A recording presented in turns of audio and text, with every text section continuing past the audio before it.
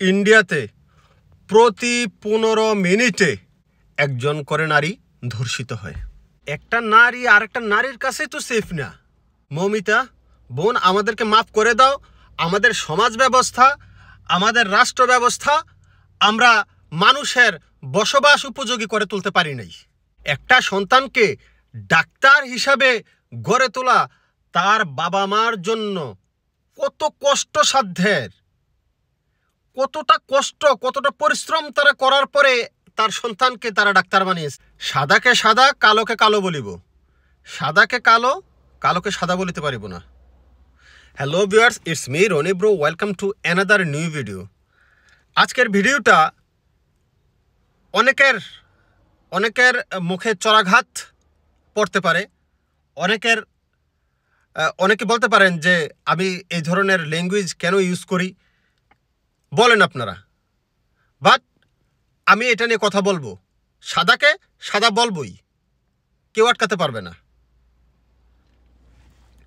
মৌমিতা, ইতিমধ্যে আপনারা নামটা সবাই জেনে গেছেন। ভারতের একটা ডাক্তার, সে পশ্চিমবঙ্গের একজন সে ডাক্তার। তাকে 18 থেকে 20 জন পুরুষ মিলে ধর্ষণ করে এবং একজন নারী সহযোগিতায় ধর্ষণ করতে করতে তাকে মেরে ফেলা হয়। কথা বলবো এই বিষয়টা নিয়ে। তার আগে বলে নিচ্ছি, আপনি যদি ইউটিউব চ্যানেল থেকে দেখে থাকেন, চ্যানেলটা সাবস্ক্রাইব করবেন। ইচ্ছা করলে আপনি আমাকে ফেসবুকে ফলো করতে পারেন। RONYBRO, that's means Rony bro লিখে সার্চ করলে আমাকে পেয়ে যাবেন। আর যদি অলরেডি ফেসবুক পেজ থেকে দেখে থাকেন, আপনাকে বলবো ভিডিওতে লাইক, কমেন্ট, শেয়ারের পাশাপাশি পেজে একটা লাইক দিয়ে রাখবেন, যেন সবসময় আমার ভিডিও আপনি দেখতে পান। মৌমিতা একটা ভিকটিমের নাম। মৌমিতা একটা জাতির কষ্টের নাম, একটা জাতির লজ্জার নাম। আমি জানি না আমার কথাগুলো আপনারা কিভাবে নিচ্ছেন। আমি জানি আমার এখানে 80% অডিয়েন্স ইন্ডিয়ার, কলকাতার হোক। আমি সাদাকে সাদা বলবো। কথাগুলো আপনার বিরুদ্ধে যাক, আমার বিরুদ্ধে যাক, আমি বলবো। মৌমিতা একটা লজ্জার নাম ইন্ডিয়ার জন্য, কলকাতার জন্য। এই নামটা লজ্জার না হয়ে এই নামটা সুনামের হতে পারত। বাট তার সাথে যা ঘটেছে, যা যা হয়েছে, তীব্র প্রতিবাদ জানাই, তীব্রভাবে প্রতিবাদ জানাই। কখনোই এটা কাম্য না, কখনোই এটা মেনে নেওয়ার মতো না। একটা ডাক্তার বানাতে তার পরিবারের কতটুকু কষ্ট, কতটুকু পরিশ্রম, কত অর্থ ব্যয়, তার বাবা মা কত কিছু শখ আহ্লাদ বিসর্জন দিয়েছে। একটা সন্তানকে মানুষ করতে, জাস্ট নর্মাল পড়াশোনা করাতে মানে কি পরিমাণ এফোর্ট দিতে হয় বাবা মার। কত ধরনের শখ আহ্লাদ তাদের থাকে, কিন্তু এগুলো বিসর্জন দেয় শুধুমাত্র ওই তার সন্তানের ভবিষ্যৎটা সুগম করার জন্য, ভবিষ্যৎটা উজ্জ্বল করার জন্য। আবার যদি একটা ডাক্তার বানাতে চায়, তাহলে তো তার আরও বেশি পরিশ্রম, আরও বেশি তার এফোর্ট দিতে হয়। সেই সন্তান যখন পরিশেষে ডাক্তার হয়, বাবা মার মুখটা উজ্জ্বল হয়। শুধুমাত্র বাবা মার তার প্রতি দায়িত্ব না, এখন তার দায়িত্ব কিন্তু পুরা দেশ নিয়ে নেওয়ার কথা। কারণ সে শুধুমাত্র তার বাবা মার, যারা তাকে পড়াশোনা করাইছে, টাকা পয়সা খরচ করছে তার পিছনে, শুধুমাত্র সে এটা উপভোগ করে না, তার উপকারিতা, এই ডাক্তারটার উপকারিতা পুরা জেলা, পুরা দেশ উপভোগ করে। কিন্তু সুতরাং শুধুমাত্র বাবা মার সম্পদ কিন্তু সে আর থাকে না, সে টোটাল দেশের সম্পদ হয়ে যায়। মৌমিতা পুরা পশ্চিমবঙ্গের তথা পুরা ভারতবর্ষের একটা সম্পদ ছিল। তাকে দেখলাম তার দেহে 113টা কামড়ের দাগ। মানুষরূপী কিছু জানোয়ার, মানুষরূপী কিছু পশু এই কাজ করেছে। আরে ভাই, একটা বাঘও যখন একটা মানুষকে খায়, এতগুলো কামড় দিয়ে খায় না। আমরা তো পুরুষ, আমরা কলঙ্ক, আমরা পুরুষ নামের কলঙ্ক। যারা এই ধরনের কাজ করেন, আমাদের পুরুষ আসলে আমাদের লজ্জা পাওয়া উচিত। এখানে কোনো জাত, ধর্ম, বর্ণ কোনো কিছু নাই। কে মুসলিম, কে হিন্দু, কে খ্রিস্টান, এগুলা না, সবার উপর মানুষ সত্য। মৌমিতা একজন মানুষ, মৌমিতা একটা ডাক্তার, একটা সম্পদ দেশের। সে আমার দেশের হোক, আপনার দেশের হোক। 18 থেকে 20 জন পুরুষ পালাক্রমে তাকে ধর্ষণ করে। কারোর ভিতরে কি এক ফোঁটা মানবতা জাগলো না? এটা 18 থেকে 20 জন পুরুষ ধর্ষণ করতে কতক্ষণ সময় লাগে? কত ঘন্টা সময় ধরে তাকে নির্যাতন করেছে? কারো ভিতরে একটু বিবেক জাগ্রত হলো না যে আরে যে মেয়েটাকে করতেছি, যে মেয়েটার সাথে এমন আচরণ করতেছি, এমন মেয়ে আমার নিজের ঘরে আছে।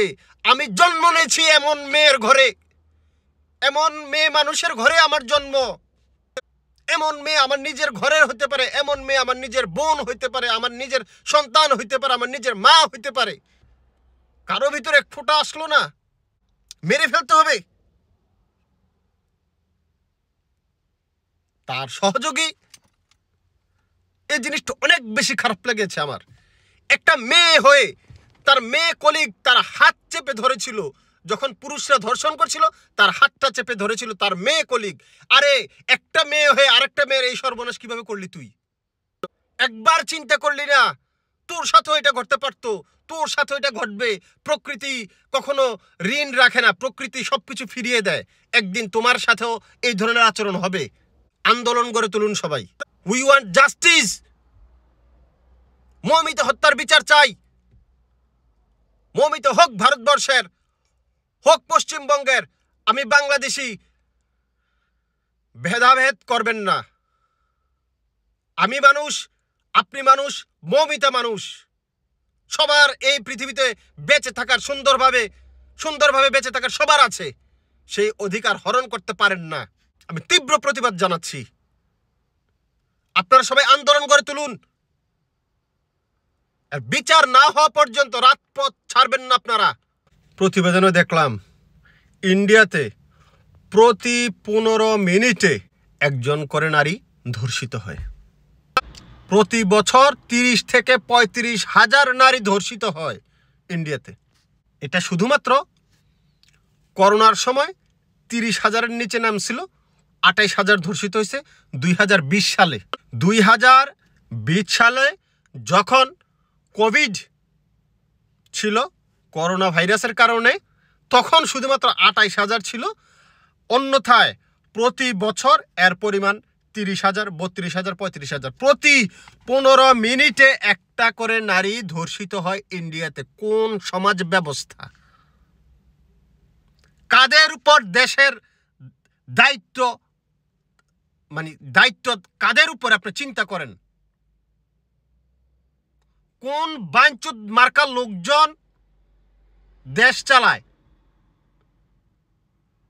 100টা যদি ফাঁসি দেয়, 50-60টা যদি ধর্ষকের ফাঁসি দেয়, আই থিঙ্ক অর্ধেক হয়ে যাবে র্যাপের পরিমাণ এর পরের বছর।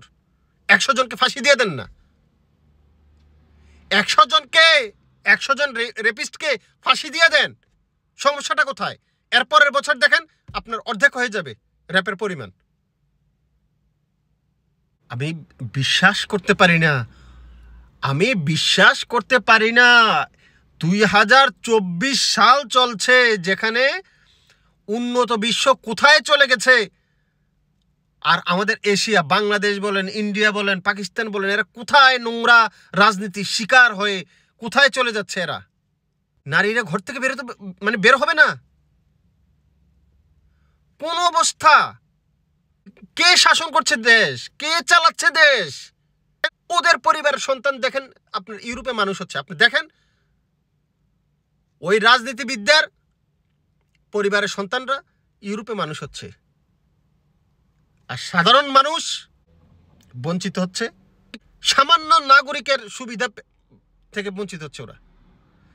একজন নাগরিকের ন্যূনতম যে অধিকার বেঁচে থাকার, সেই অধিকারটুকু পাচ্ছে না। কাদের উপর সমাজ ব্যবস্থা নির্ভর করে আছে? কারা দেশ চালাচ্ছে? আপনি চিন্তা করে ধরেন। রাজপথ ছাড়বেন না, আন্দোলন আন্দোলন কোনোভাবেই আপনারা থামাবেন না। প্রতিবাদ জানাচ্ছি মন থেকে, ঘৃণা জানাচ্ছি ওই ধরনের কুলাঙ্গার পুরুষদের প্রতি, ঘৃণা। ওই ধরনের মেয়েটার প্রতি আমার ঘৃণা, যে তাকে সাহায্য করেছে, ঘৃণা আমার। তো আমরা এমন একটি রাষ্ট্র চাই, এমন একটি পরিবেশ চাই যেখানে মিলেমিশে পুরুষ নারী সবাই একসাথে মিলেমিশে থাকবো। আল্লাহ হাফেজ, আসসালামু আলাইকুম।